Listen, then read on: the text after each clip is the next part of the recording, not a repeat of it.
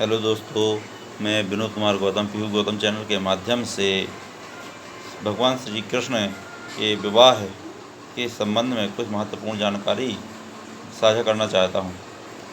कहते हैं भगवान श्री कृष्ण की 16,108 रानियाँ थीं, जिसमें से 8 पटरानियाँ थीं और 16,100 रानियाँ।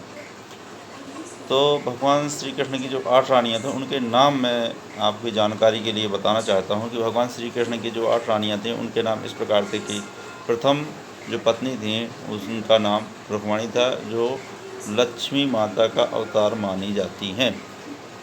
दूसरी जामवंती थी, जो जामवंती की पुत्री थी। तीसरी जो रानी थी वो सत्यभामा थी, जो सत्राजित की पुत्री थी और उन्हीं से भगवान श्री कृष्ण को सामंतक मणि प्राप्त हुई थी, जो एक दिन में 20 मन सोना निकालती थी। इसी मणि की चोरी का इल्ज़ाम श्री कृष्ण पर लगा था, जो जामवंत से युद्ध कर भगवान लाए थे।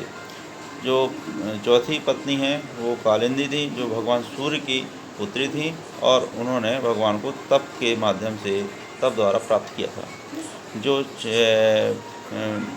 पांचवी पत्नी थी वो थी मित्र वृंदा और छठवीं पत्नी थी वो थी सत्या, सातवीं पत्नी थी वो थी भद्रा और आठवीं पत्नी थी लक्ष्मणा। इस प्रकार भगवान श्री कृष्ण की 8 पटरानियाँ थीं, 16,100 रानियाँ थीं। 16,100 रानियाँ इस प्रकार थीं कि जो नरकासुर था उसने वो प्रागज्योतिष पर राज करता था, जो आज के समय में असम या गुवाहाटी को जाना जाता है, और वहाँ पर उसकी नगरी थी और वो राजाओं को हराकर उनकी पुत्रियों को हरण करके लाता था और बंदी बनाकर रख देता था।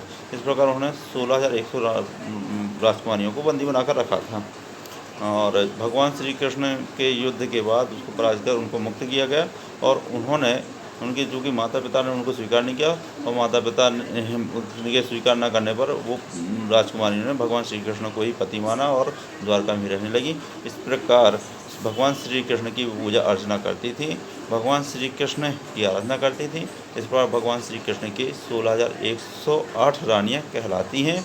अगर यह जानकारी आपको महत्वपूर्ण और रोचक लगे तो इस वीडियो को लाइक करें, शेयर करें, सब्सक्राइब करें।